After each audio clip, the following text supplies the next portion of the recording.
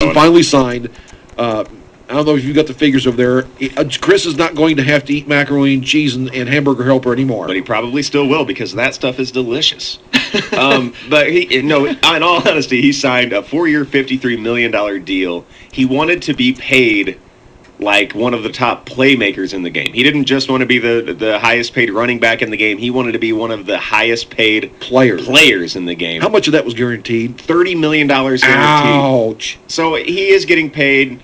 I think it's somewhere between kind of running back and quarterback level. You know, he's getting paid higher than any other running back. He's still not making as much as I don't know. He's not making as much as Fitzgerald, I don't believe. I don't think his deal was as much as that. But, you know, running backs have a short shelf life. You know, they got 5-6 years tops. You just can't, no matter how good he is, you just can't pay a running back like a quarterback, a guy who's going to be there for 10 years, most likely, the franchise guys at least. You can't pay a running back like that. They're not worth as much. So I think Chris Johnson got a really, really good deal here. And, you know, the Titans should look forward to another year of mediocrity. 8 wins, 9 wins.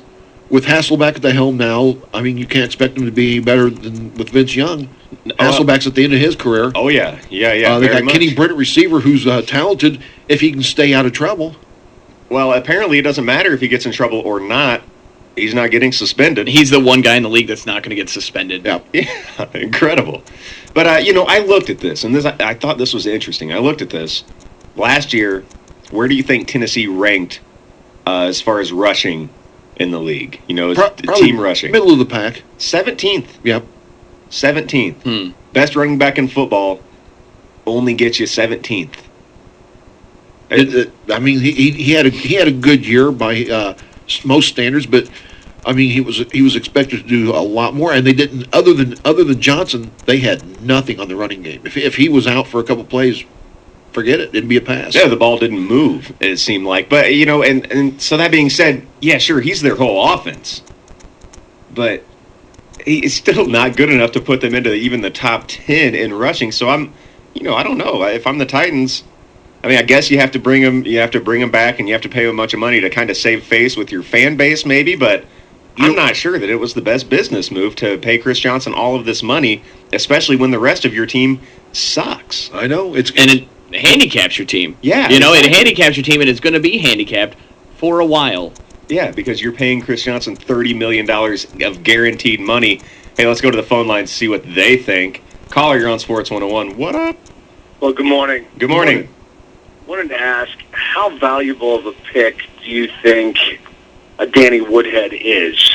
I mean, somebody late round that you can kind of throw in the middle of I have a wide receiver, tight end, running back. Are we talking fantasy? Yes, we are. Ooh. You know, here's the thing with Woodhead. I think he's a great change of pace back, but the problem is Belichick just has to have like 4 or 5 options. Yep. So you're never sure how much your guy is going to get. But after seeing Woodhead last year, you have to think that he's going to be at least in the top 2 with Ben Jarvis, Green Ellis.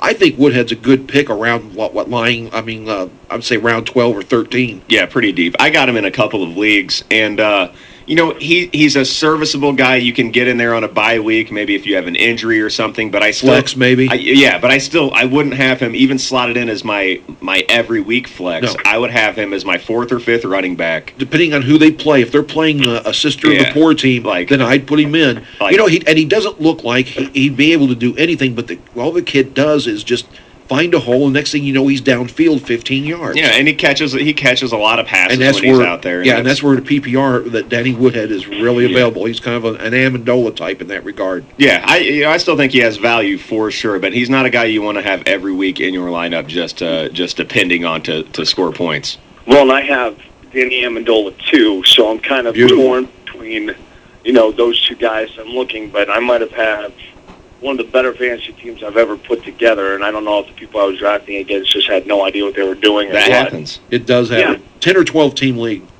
12. 12? Oh, boy, it's yeah. Hit me, man. What'd you end up with? I'm dying to know. Brady.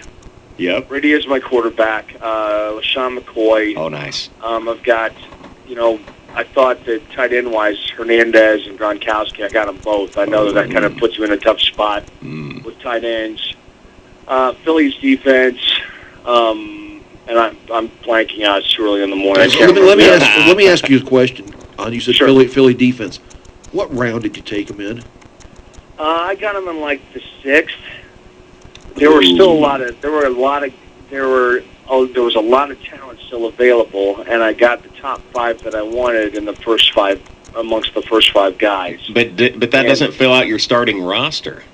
Well, but again, after seeing who some of the other people I was drafting against had picked, You figured you could. I figured I could take a chance and go ahead and pick them up that high. See, I understand your point there. Normally, I would never draft a defense that high, but if you're drafting against people who are asleep at the wheel, you could do things that you normally wouldn't do. Well, yeah, but still, I do not condone this. It's still, even if you're drafting with morons, you can still get like warm bodies to put there that are even better. You know what I mean? Like, I was in a draft with Mark a few weeks ago, and somebody took a defense in like the 11th round or something, and then guys just started taking them, and I was like, oh that. man, what am I going to do now? I'm going to get stuck with a top 10 defense because I'm waiting till the end. That's the nice thing when someone takes